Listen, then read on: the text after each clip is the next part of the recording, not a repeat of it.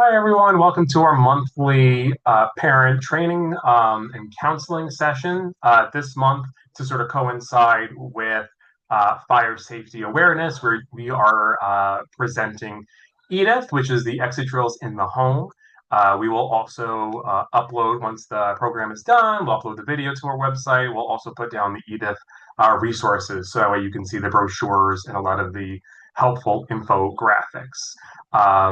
Oh yeah, and to introduce ourselves again, I'm Stephen Emerson. I am the school counselor here at Hawthorne. Hi, I'm Jim Horan. I'm a BCBA and a senior teacher here at Hawthorne Country Day School. And so beginning of the school year is fire drill time. So we've been running a lot of these in all of our buildings. So the kids, pretty much at this point, we're coming up at the end of October, should know how to operate when a fire drill happens. It takes a lot of practice, but certainly, right, when an emergency pops up at home, in a panic, right, what do we do? We think we have a plan, but it's always helpful, especially with our kids, to go through and practice and have a plan in place. And that's pretty much what Edith does is sort of gives you a template for how to implement and talk to your kids about fire safety and what to do if there is a fire or smoke or carbon monoxide or whatever it may be, whatever the emergency might be. So let's dive in. Um, yeah, so here's the link, but we'll put the link so that it's clickable. I think it should be clickable on the slide, but just in case, we'll put the link up on the website as well. New York State has the EDIT program available for your review there. But why is it important, right? So, we're going to discuss, special considerations for children on the autism spectrum. Obviously, fire drills, fire alarms are very loud and grating. I mean, they bother people who are on the spectrum. I mean, they're very intense. And the point is to get your attention, right? But with, a sensory issue concerns, right? It could be an extra challenge for our kids. I don't know, Jim, if you could speak to that because I'm sure that it comes up a lot. It does.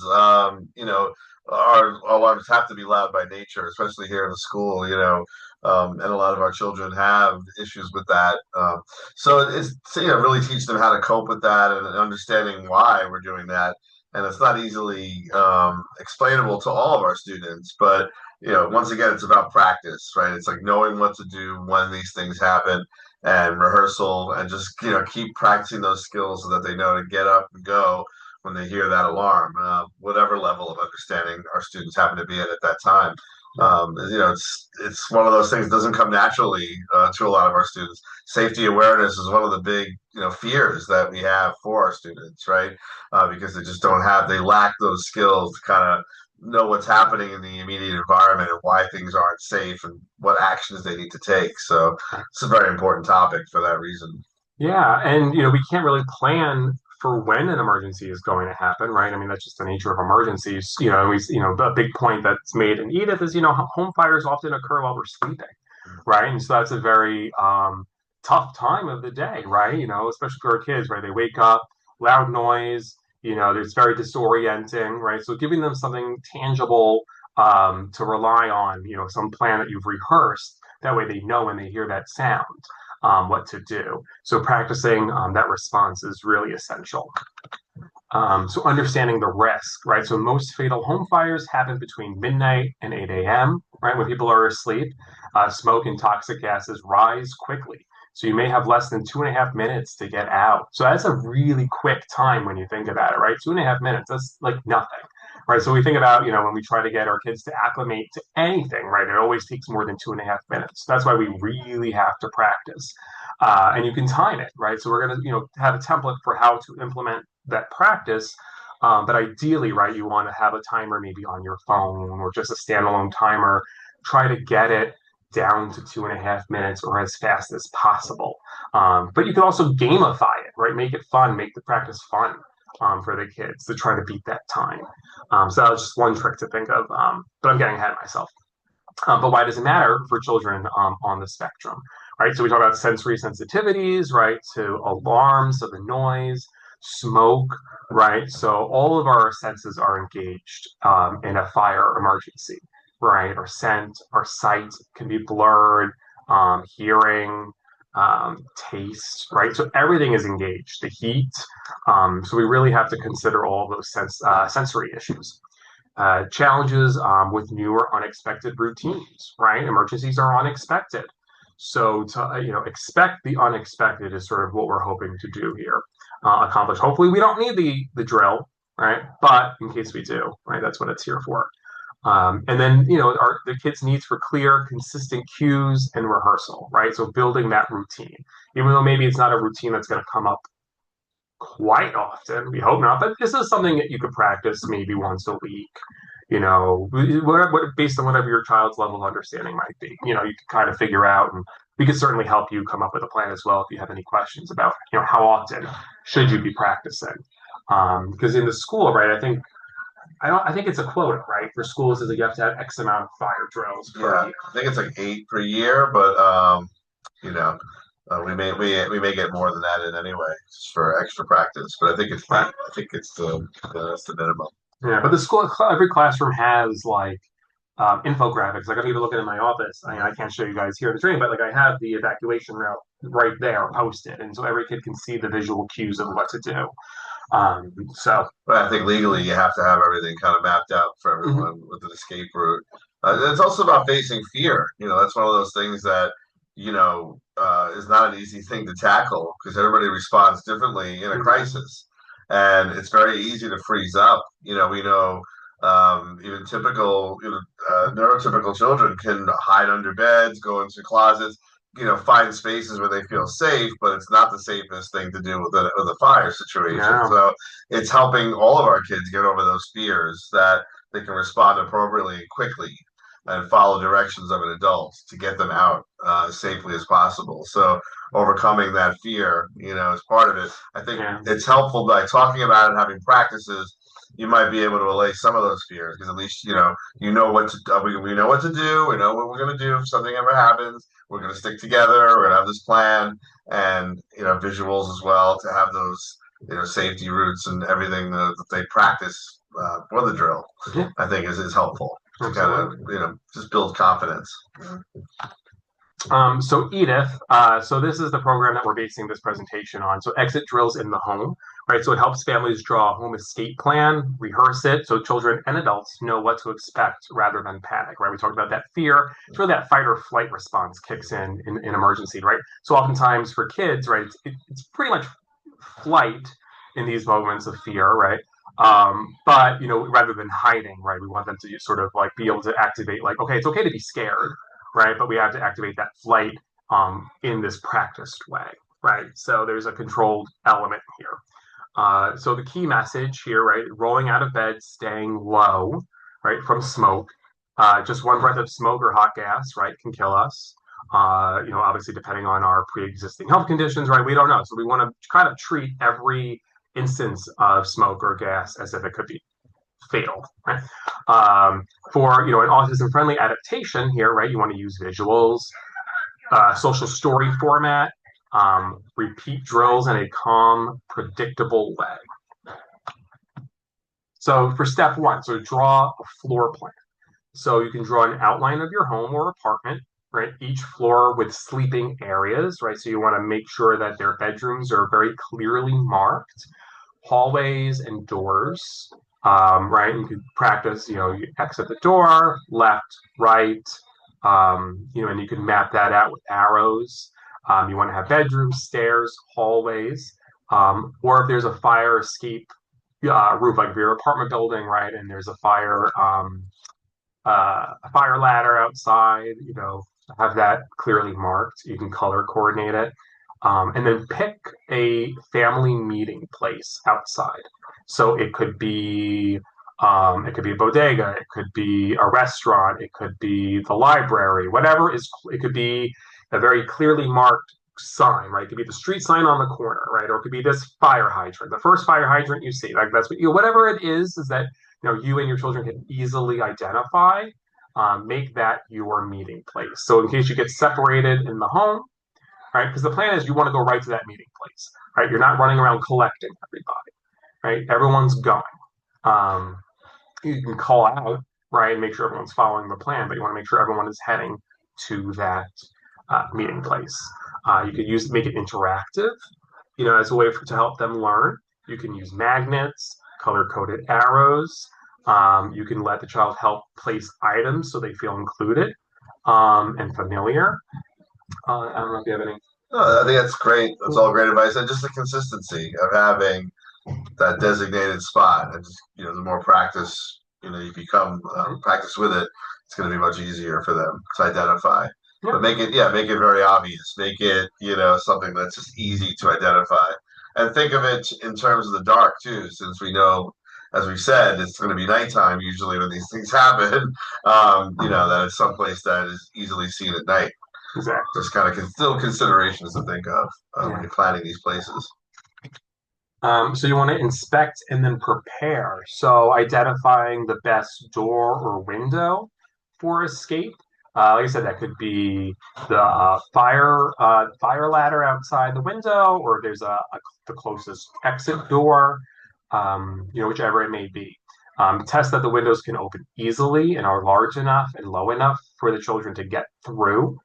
While doing this, check the smoke detector, right? Obviously, if you don't have one, definitely get one. I don't know if the fire department provides a. I don't know if that's a resource. Um, I know there are some agencies that can provide them. I have to see. I have to find that resource Yeah, for you guys. I'm not sure 100%. Yeah. But there's a lot of combo ones too that will do both smoke and carbon monoxide. Mhm. I know the one I have at home is a combo. Um, and so let the child visually see and check the detector. So teach them how to press the test button. And this is also a way, I think, if they have a sound sensitivity, to help them desensitize to the sound, because it is very jarring. And then finish your escape plan. So on your floor plan, use black or blue arrows for the normal exits. You can use different color arrows for a secondary exit if the normal route is blocked. So, right, so if something falls or if a particular exit is on fire, right? So what's the alternative?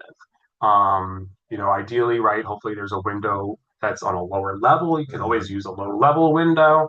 But that's an option. Key rules, always sleep with the bedroom doors closed. Have a way for everyone to raise the fire alarm.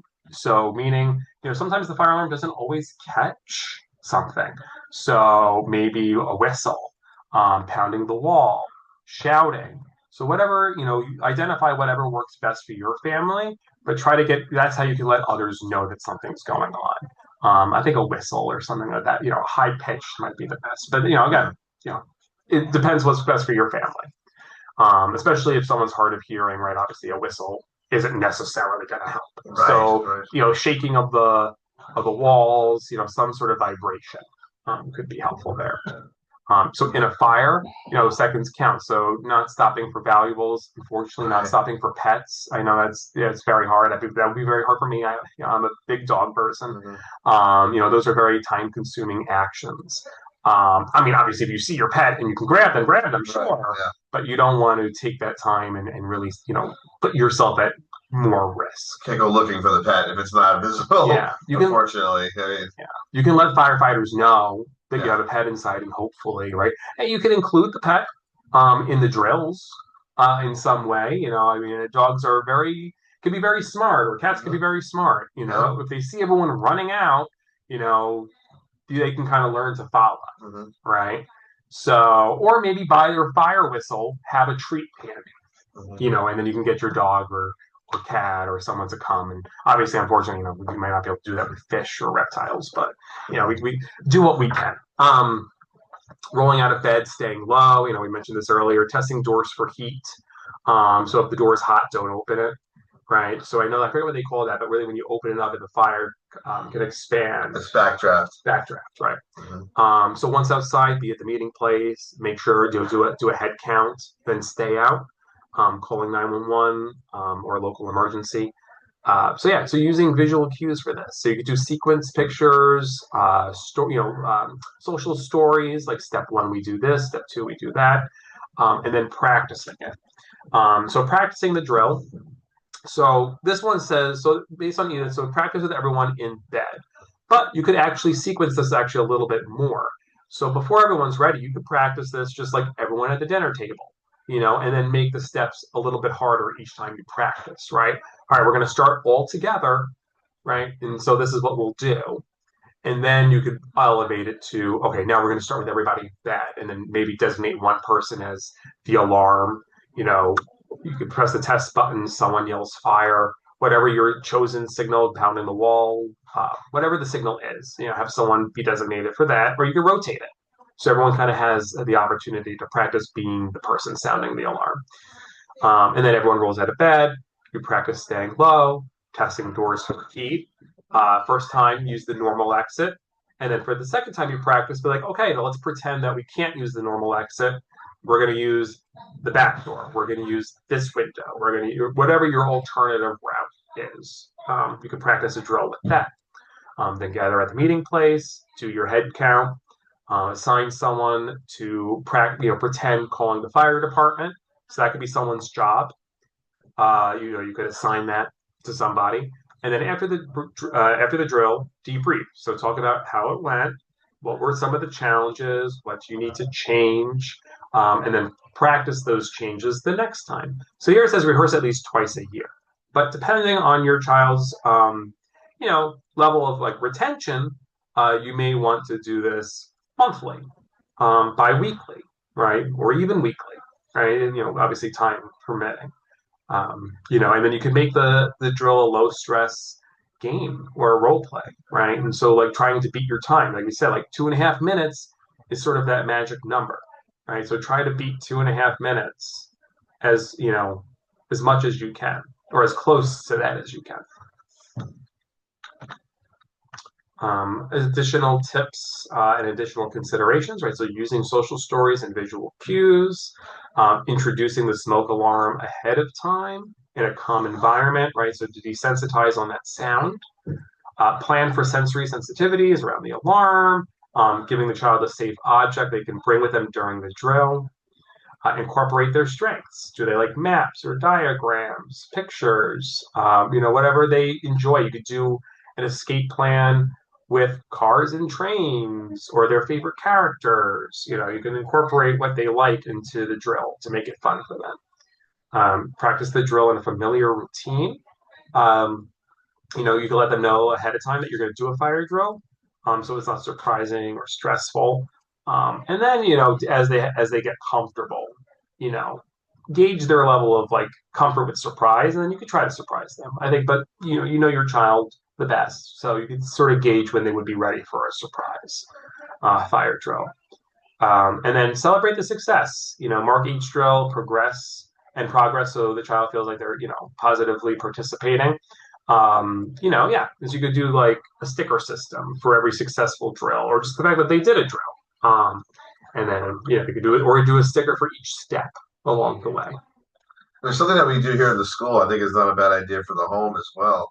Is to have sort of a to-go bag with certain important items in there or copies of certain important documents and things that could get lost in a fire. Something that's easy to grab on the way out the door. That has certain things in them that you might need, in the immediate sense, right? Because some things that get lost, obviously, most things can be replaced, but there's certain valuable information that you might need, even just to kind of get you through the night, right? And maybe Mm-hmm. contacts and different things that you might not consider. Not everything is going to be on your phone necessarily.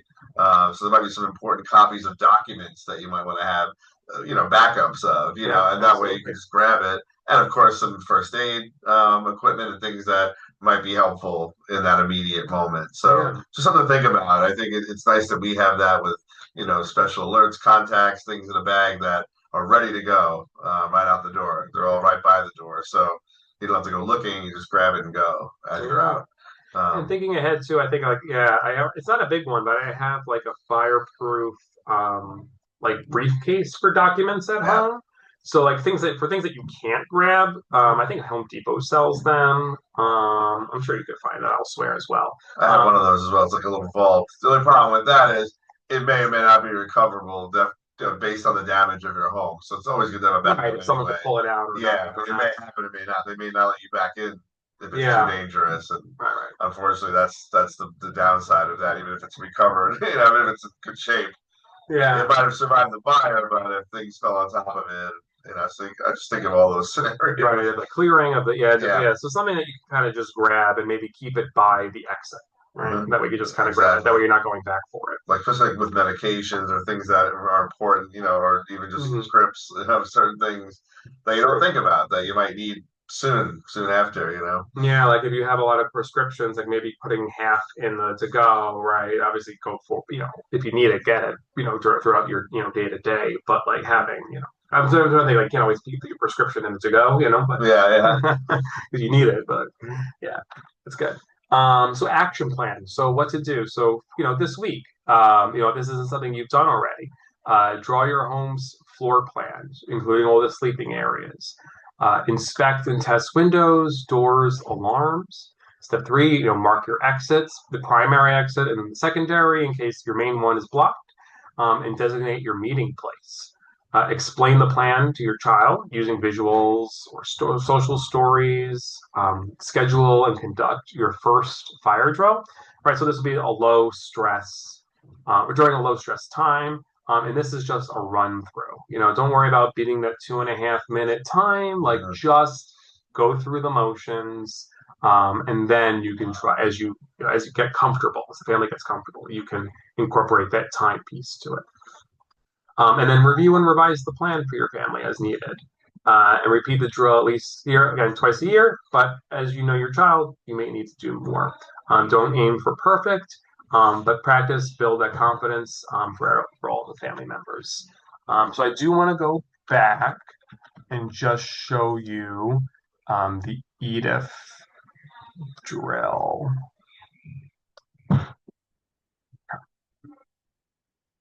So this is what it looks like. Um, just a little bit of a visual.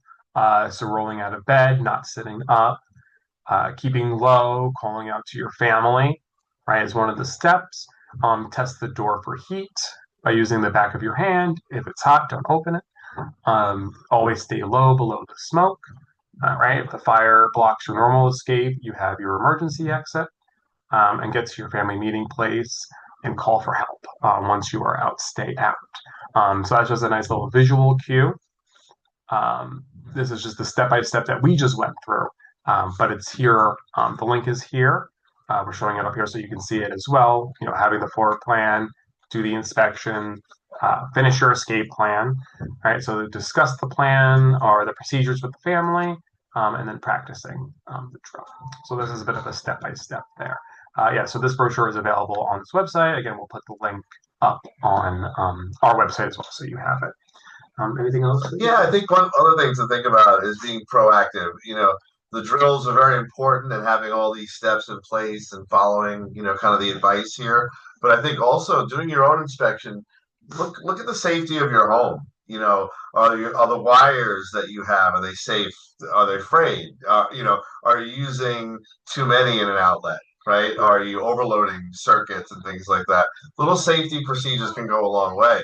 Do you have clutter in your home? Do you have things that are flammable that you shouldn't really have in the home? Just kind of looking at their list, and I'm sure the local fire department or there's definitely safety websites that you can look up to see what things are dangerous to have in your home, right? Yeah. That you may not even think of, right? Things that should be disposed of carefully.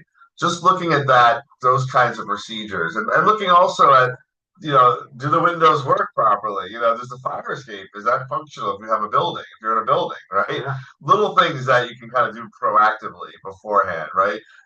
Just making sure everything is in place that you would need.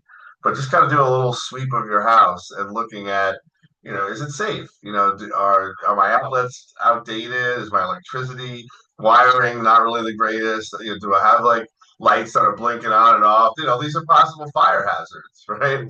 And just in general, looking around for things that could cause fire in your own home. It wouldn't hurt you also to look up and have maybe a small extinguisher or something in your house.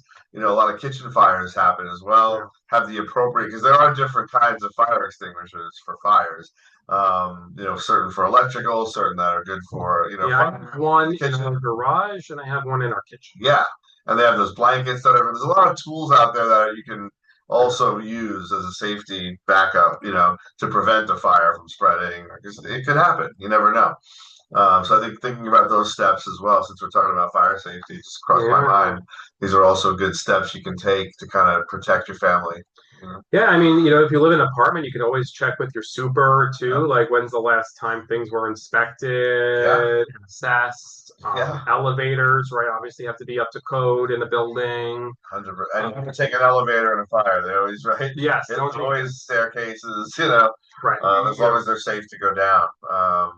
Yeah, the elevators are a death trap. Obviously, Right, that's the right. last place you want to be. Yeah, absolutely. No, it's that. God forbid it gets to that point. But again, following those procedures, most buildings have to have safety procedures and Mhm. different things listed and locations, and they should have an escape route also. Yeah, they should. Yeah, yeah. So That's check to make sure that your building, if you're in an apartment building, that they're up to code and and Steve you is have it right. updated. Yeah, the extinguishers too have to be inspected and updated. They Extinguishers don't have they to be don't last updated. forever. So Yeah, I don't know. Yeah, I don't know what the lifespan is on an extinguisher.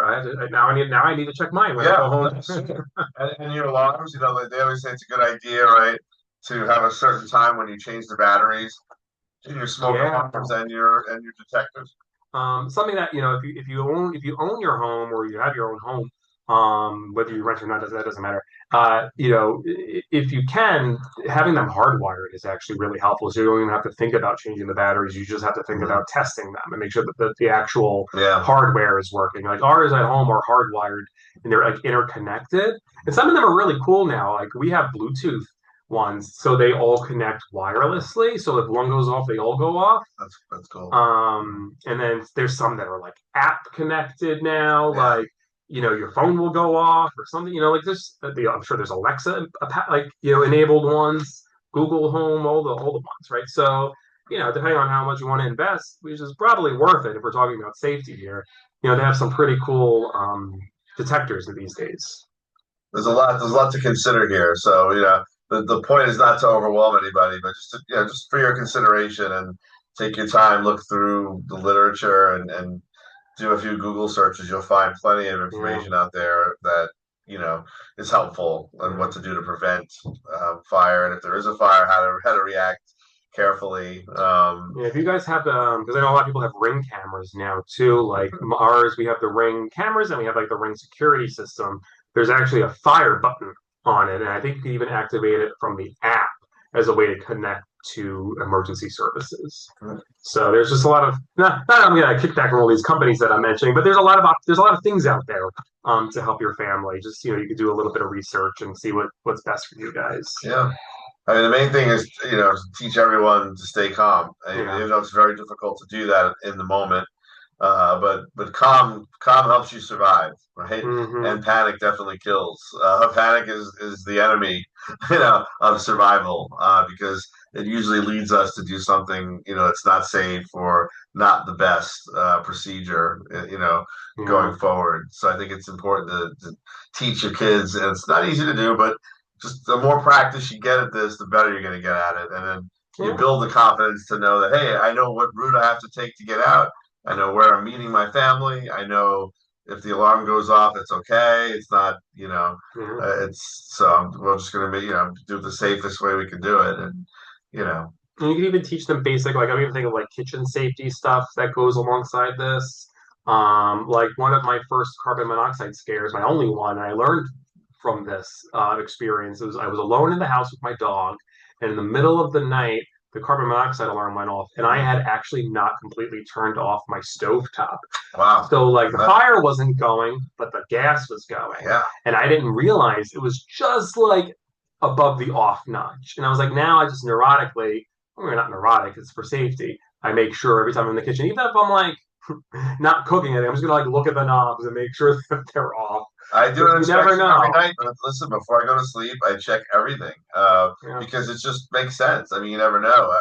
I have a cat, and he's able to turn knobs and things like that. You never Yeah. know. I mean, Yeah. I take nothing for granted. It's important. There's nothing wrong with doing a quick sweep Yeah. every, They have every. childproof stuff too for the Yeah. so I didn't so for the stove top for the there's the self like adult you could like lock them. There's like these little caps you put on the. You ever see those? Oh yeah, those are Yeah, great. the Yeah, little caps you could put over the stove knobs. those are great. And then as the kid gets older, it's lazy to figure out, but it's definitely hard. It's hard for my toddler to figure out, thankfully. I would also encourage, a lot of fire departments in your local community do outreach, and they have Yeah. days like, especially this time of month, where they will come out to the community and talk Yeah. about fire safety and give you tips and different literature and advice on how to handle things. And it's great. Talk to the people that know all about it, Yeah. right? My Talk to school the just had the people. firefighters come Yeah, by, which is great. Yeah, yeah. And of course, the kids love it. They love the truck, and they love to see the Yeah. guys and women that work really hard. But these are the people that counterintuitively go into the fire.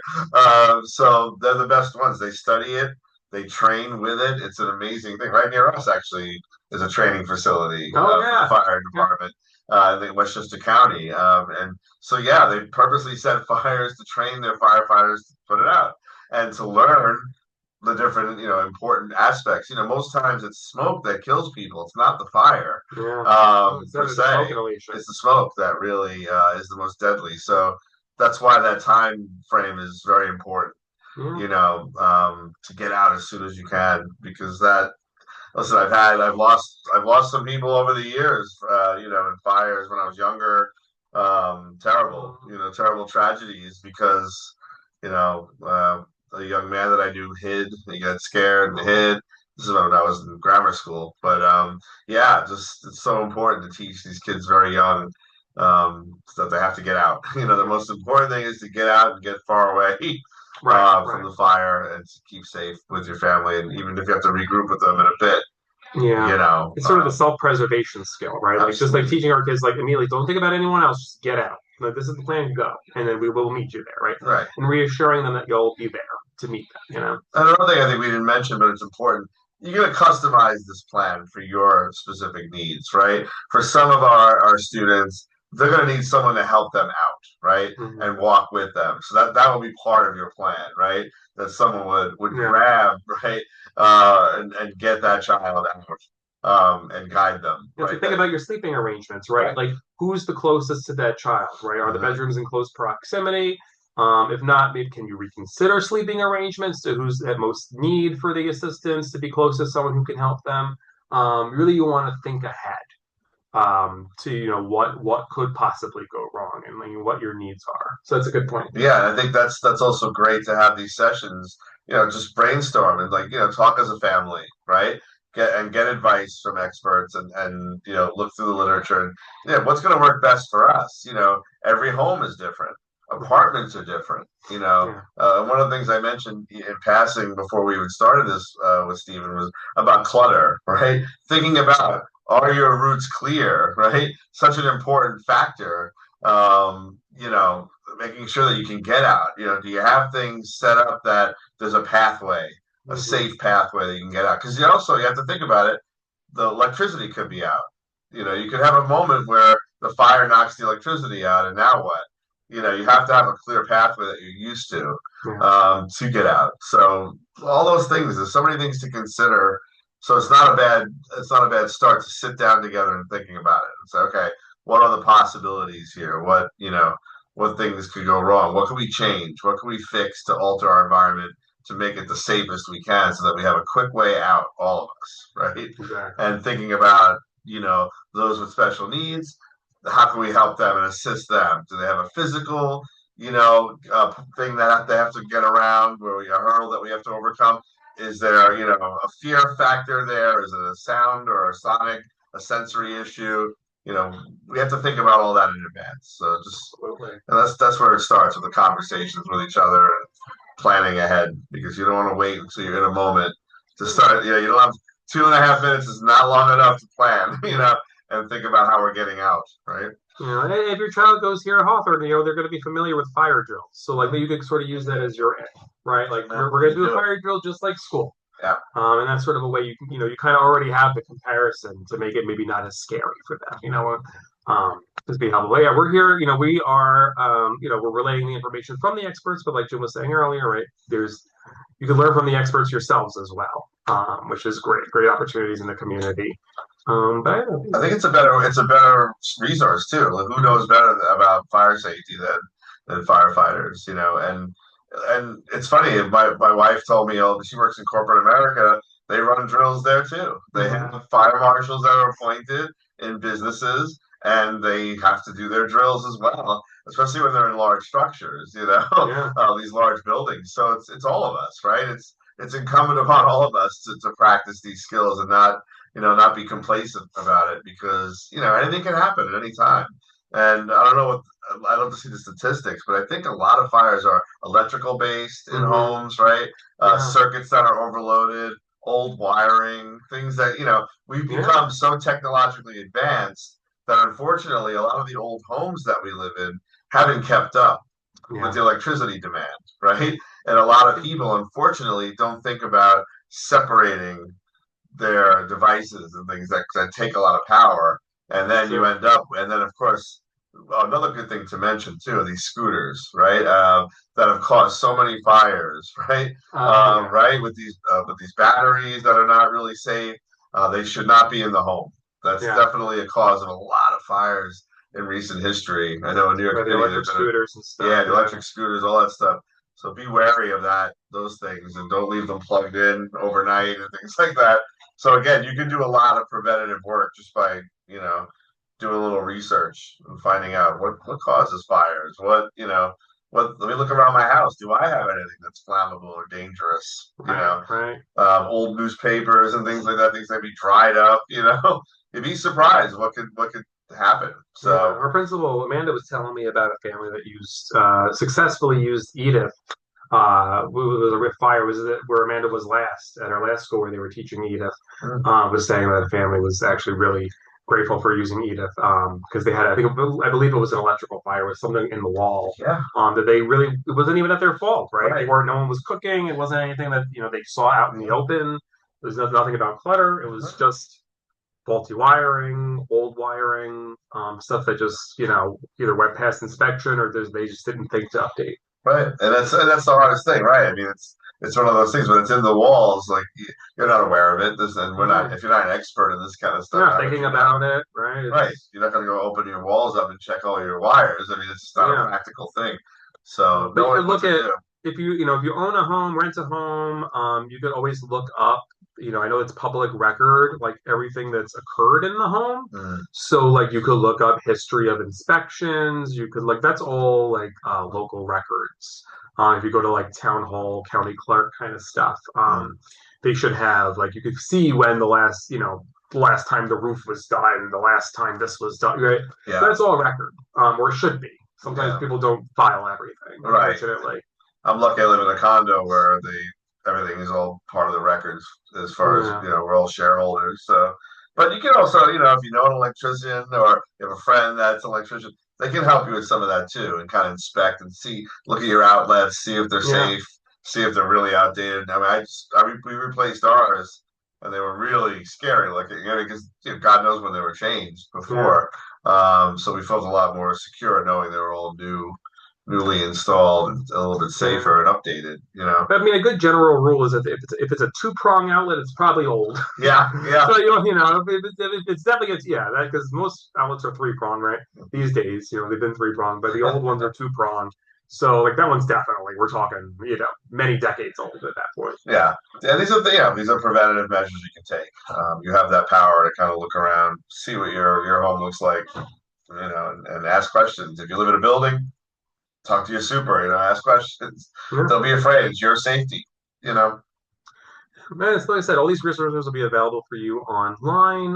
The video will be posted up. Our last session, I had an issue with recording, but I hope, fingers crossed, would be good with rendering for this video.